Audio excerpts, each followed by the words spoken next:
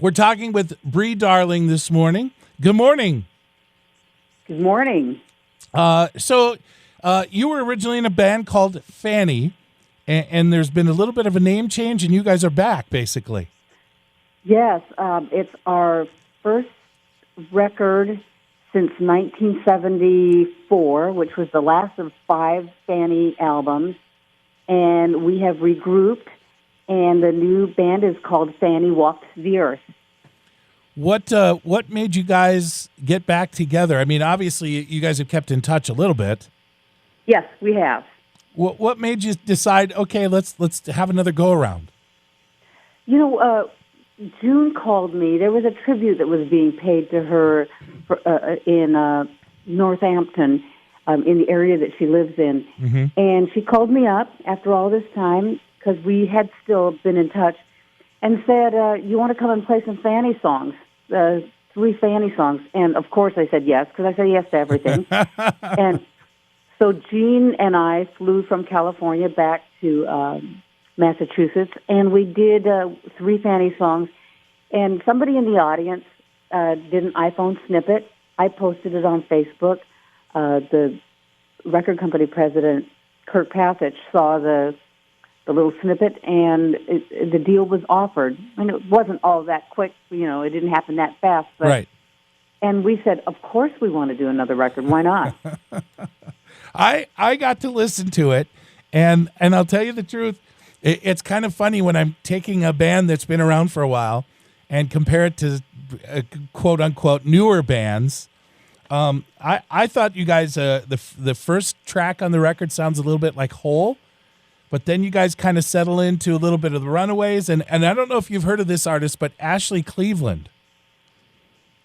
No, I haven't, but I'm going to look that up. Yeah, I think you guys match very well, and maybe it's because where you recorded or the sound that you guys got together this time, but very much so. I mean, a mix of all of those artists. I don't think you sound exactly like each, but it sounds a lot different, and I love it. Well, thank you for that. We weren't aiming for anything. What we did is we wrote songs about our experience today. After having been around for as long as we have, it's not like we were trying to fit any preconceived idea of what we were supposed to do, and that's what came out. And I like to think that some of the artists you mentioned were also influenced by us from the earlier days. So it's I guess it's a sharing back and forth of what we all have learned being musicians and coming from where we did. When you first started, when you decided that you were going to do music, what was some of the artists that you looked up to at the time? When I first started, I started playing drums in 1964. Mm-hmm. With my very first band, I was influenced by, who was out at the time, was Yardbirds, Animals, okay, the Kinks, okay, Hendrix, of course, the Beatles. And then a little bit later, there were other bands that, of course, Humble Pie, Rolling Stones, just rock bands of the time. And I also loved, Sly and the Family Stone and funkier stuff. Right. But we were also influenced, the 3 of us, Jean and I, by Motown was huge, and it was the girl bands at the time were vocal bands, but that was a big influence on us as well. Being a woman and getting into music at that time, were there any musicians that influenced you, both male and female, or did you guys kind of feel like you had to break your own ground? Well, I heard other female musicians. There were some drummers around, believe it or not, at the time. There was a girl drummer in the band The Vegetables and the right. Mojo Men and Velvet Underground. Yep. But mostly we just listened to what was on the radio. So what comes to mind for me, one of my big influences was Levon Helm. Okay. Not the first time I've heard that name. I know. And it might be because he was not only a drummer but a singer, and which is what I do. So I related to that. And I think he played drums, even though he was a great technical drummer, he played drums to fit the song, and I like to think that's what I do. I would tend to agree with that after listening to the record. I think that's a better drummer because you're not playing to show that you can play. You're playing the music. Oh, yeah, and thank you for that, because that's exactly how I feel about it. You can, of course, I can do a lot more, but I think that it has to support the song and the singer, and that's where I like to come from, and that's why I said, Levon was such an influence, because I think that he did that. Yeah, well, thank you for that. Yeah, of course. And then so growing up, who did? I mean, every band wants to be another band. What was the band you guys talk about being?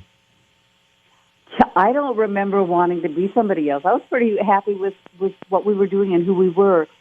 And, like at the time we were 16 and 17 years old. It's not like we thought about who we want to be. Right. I think we were pretty focused. I mean, that's a great question, because I think we were just doing what we did and having fun as teenagers. And at first all we did was, cover songs. Uh-huh. And then we got into doing more of our original music. And I don't remember thinking, who do we want to sound like? So now that you've had a break from doing, we'll call it phase 1, and now you guys are 2.0. What are some of the musicians that you've listened to now that you are getting into their stuff? I'm pretty much a passive listener, because I'm just busy making the music. Uh-huh. So I mean, and I hear stuff go by, and I love a lot of the stuff that's going by. But I don't know if I have a favorite artist right now. Okay. What are you listening to? What's in your iPod or your CD player or record player, for that matter? You know what? I listen to the artists that are actually that go through my house. That go through the studio here. Dave Darling produced our record, and that's my husband. And so I hear a lot of fantastic artists here, and Janova Magnus comes to mind. She's a wonderful singer, and was nominated for a Grammy last year. And so I get to hear things, on the ground. Uh-huh. So there's so much music going on. That's kind of like asking a baker if they want a donut. Well, but what's funny is I just heard of an artist that I'm going to go and I'm going to listen to, and that's why I always ask, is because sometimes I hear about artists that I've never heard of before, and then not only can everybody else discover them, but you're sharing what you're listening to, so now I can get an idea of what your taste is too. Right. But yeah, I always ask that question, because even if I get these, sometimes I've gotten some really strange answers, and I'll discover somebody new that I didn't know I would like until I went and listened to them. Well, check her out, Janova Magnus. She's a label mate. She's on Blue Alon Records with us, and she's amazing. She's awesome. Did she happen to do a Christmas song within the past couple of years? Probably. Because that name sounds very familiar, and there was a Christmas album that came across, and I think she might have been on it. So yep, that might be the case. Okay. So now moving forward, what do you see the band doing? I mean, is this a one-time shot just to kind of get out and do it, or are you guys back with a vengeance? Oh, absolutely! I would love nothing more than to perform and get out there and play. We'll see what's going on. We'll leave that kind of business stuff to the record company and right. and our team. But yeah, that would be, for me, that would be ideal. I can't wait to get out there and perform this stuff. That's my favorite thing, is performing live. Right. So I've got to ask it because I'm curious. You've been around to see things like I have as far as the way music is sold. What do you think of CDs now getting out of the stores, or even record stores closing and everything becoming digital? Yeah, well, it's the way it is. I guess things are uncomfortable for people in general when technology changes and brings us new ways, but it is what it is. What's funny, though, on our Facebook page, I saw a post yesterday where somebody actually bought the CD from a record store, and I loved seeing that, I have to say. And our record is available on vinyl as well. So, there's a little bit of throwback to the old school ways as well. Right. So that's pretty cool. I like that. That's great that you guys put out a record because I think because all of that it's going away. There's a whole bunch of young people that are coming up that don't even know what that is, and they want to experience it because they hear us talk about, oh, the record. You got to listen to the record. There's nothing like it. Right, and to actually physically hold it in your hands and read about what's going on with the artist and where just stuff about them. I remember doing that, sitting there and looking at while I listened to the albums. I would read over and over and over and see if there was something I missed to find out a little bit more about the artist. And in those days there was no video, not even video. So yeah, you had to search to find out information about the artists that you like. So that's definitely where I'm from. And for some of the old rock bands that were just not the greatest looking guys that were out, they could get by with having great music out, and people liked them for the music, That's interesting. Yeah, that's true. Not only that, but, because back in the day, from our day, I noticed this now. I look back at some of those pictures from the day. Everybody had, that was the time when long hair happened. So everybody's hair was down on their face and in their eyes, and it was pretty. They got to hide behind that, and it was a time where if you had something to say, people were listening to you. You didn't have to be, particularly like a certain look or good looking or whatever. Yeah. And, which is a great thing. I think it's great to be able to have a place to express yourself. Yeah, there wasn't the package that the packaging of artists and stuff like that. Because I know I don't think we would have Neil Young if that were the case. We wouldn't have a lot of people. People were listening to what artists had to say and not how they looked or what their fashion was. I mean, and there was fashion at the time, but yeah, it wasn't so much about the package. It was about the art, which I love. Yeah.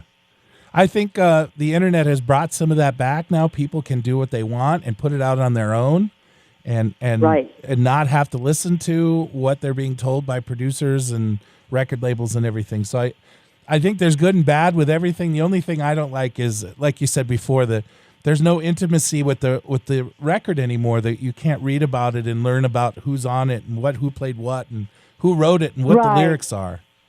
Yeah. There's something about having that tangible thing in your hand that you can look at and touch and read. But it is what it is, and we move forward, and we get the the good with the bad. Exactly. But then again, too, there wasn't the closeness of Facebook and Twitter and stuff like that. Where there are some artists that I like, and I talk to them once a month through Twitter or whatever. Right. Right. Well, stay in touch with us because, we're on Twitter and on Facebook. We have a pretty good Facebook presence.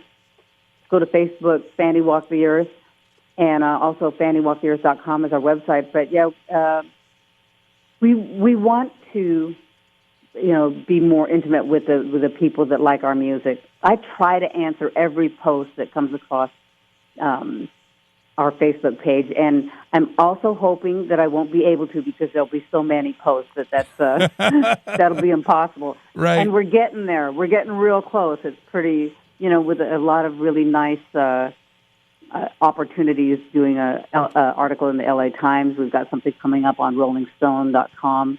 So that's just going to give us a little bit more presence, which is great, and we can connect with more people, which is what it's all about. Well, I'm glad you guys are back. I wish you luck. And when I post this up, I will definitely put some links on there so we can get it to the point where you can't answer anymore. Okay, thank you for that. All right, we're talking to Bree really Darling. hard. Thank you very much for your time. Okay, thank you.